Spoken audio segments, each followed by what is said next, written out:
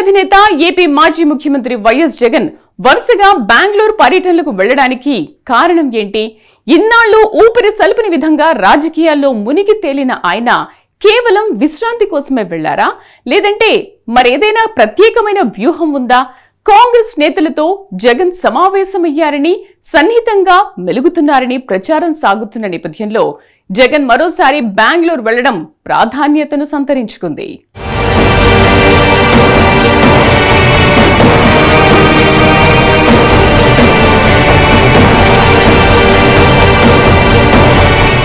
YCP అధినేత YS Jagan మరోసారి బెంగళూరు పర్యటనకు వెళ్లారు. ఇందులో పెద్ద విశేషం ఏమీ లేదు. హైదరాబాద్ లోటస్ పాండ్ మాదిరిగానే జగన్ కు బెంగళూరులోనూ పెద్ద ఇల్లు ఉంది. అక్కడే కొద్ది రోజుల పాటు విశ్రాంతి తీసుకునేందుకు వెళ్లారు ఏపీ మాజీ ముఖ్యమంత్రి.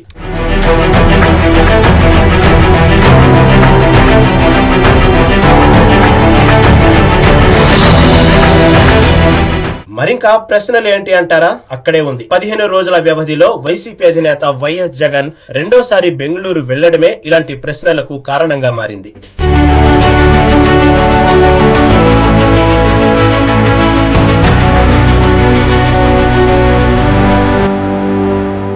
సార్వత్రిక ఎన్నికల కోసం అలుపెరగకుండా గత కొన్ని నెలలుగా శ్రమించారు వైసీపీ అధినేత వైఎస్ జగన్. అయితే ఎన్ని ప్రయత్నాలు చేసినా, ఎన్ని వ్యూహాలు రచించినా మొన్నటి అసెంబ్లీ, పార్లమెంట్ ఎన్నికల్లో ప్రజల తీర్పు భిన్నంగా వచ్చింది. దీంతో వైసీపీ ఘోరంగా పరాజయం పాలైంది. ఇక అసెంబ్లీకి వస్తే కేవలం 11 శాసనసభ స్థానాలు మాత్రమే దక్కించుకోగలిగింది. ఇక లోక్సభ ఎన్నికలకు వస్తే 4 ఎంపీ సీట్లలో మాత్రమే విజయం సాధించింది వైసీపీ.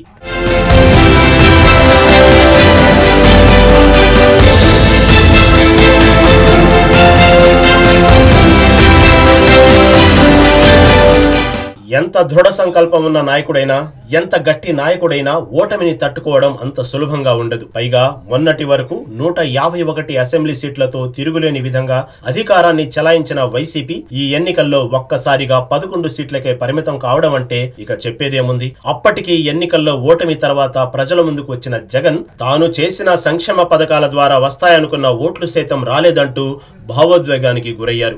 ఆ తర్వాత గత నెల 24న బెంగళూరులోని తన సొంత నివాసానికి వెళ్లారు వైసీపీ అధినేత. అక్కడే విశ్రాంతి తీసుకున్నారు.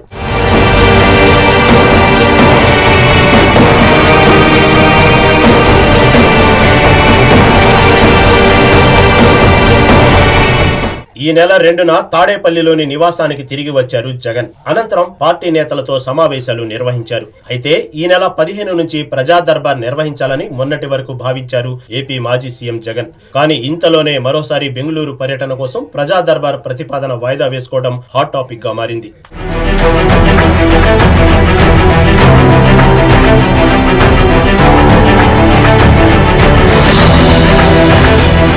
గత 10 ఏళ్ల కాలంగా చూస్తే జగన్ బెంగళూరులోని తన నివాసానికి వెళ్లిన సందర్భాలు చాలా తక్కువ. అలాంటిది ఇప్పుడు 15 రోజుల వ్యవధిలో 2 సార్లు వెళ్లడంతో అనేక ప్రశ్నలు తలెత్తుతున్నాయి. ఇప్పటికే ఓవైపు ఎన్నికల్లో ఓటమి మాజీ ముఖ్యమంత్రి జగన్ ను తీవ్రంగా బాధిస్తోంది. దీనికి తోడు అధికారంలో ఉన్నప్పుడు వైసీపీ ప్రభుత్వం తరపున మంత్రులు తీసుకున్న వివాదాస్పద నిర్ణయాలు వెలుగులోకి వస్తున్నాయి. అలాగే ప్రభుత్వ పరంగా తప్పులను ఎండగడుతూ టీడీపీ కూటమి ప్రభుత్వం చర్యలు తీసుకుంటుంది. ఆయా రంగాల వారీగా శ్వేతపత్రాలు విడుదల చేస్తున్నారు సీఎం చంద్రబాబు. ఇది కూడా ఇబ్బంది కలిగించే పరిణామమే.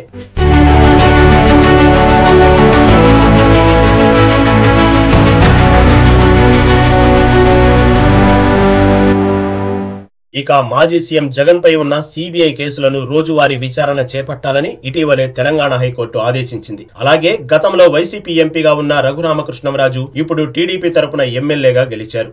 అయితే తనపై కేసులకు సంబంధించి అరెస్టు చేసిన సందర్భంగా కస్టడీలో టార్చర్ చేశారంటూ గుంటూరు పోలీస్ స్టేషన్ లో కేసు పెట్టారు. అందులో జగన్ పైన ఫిర్యాదు చేశారు. ఇవన్నీ తలనొప్పులుగా మారటంతో విశ్రాంతి కోసం జగన్ బెంగళూరు వెళ్లినట్లుగా వైసీపీ నేతలు భావిస్తున్నారు.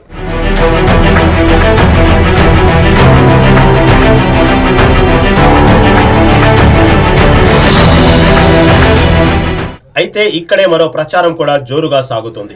కాంగ్రెస్ నేతలతో జగన్ సన్నిహితంగా మెలుగుతున్నారని, ప్రధానంగా డీకే శివకుమార్ తో వైఎస్ జగన్ భేటీ అయ్యారన్న ప్రచారాన్ని ప్రత్యర్థులు హోరెత్తిస్తున్నారు. సోషల్ మీడియాలోనూ దీనికి సంబంధించిన వివరాలు పెడుతున్నారు. టీడీపీ కూటమి ప్రభుత్వం నుంచి రక్షణ పొందేందుకు జగన్ కాంగ్రెస్ ఆశ్రయం కోరుతున్నారని విమర్శలు గుప్పిస్తున్నారు.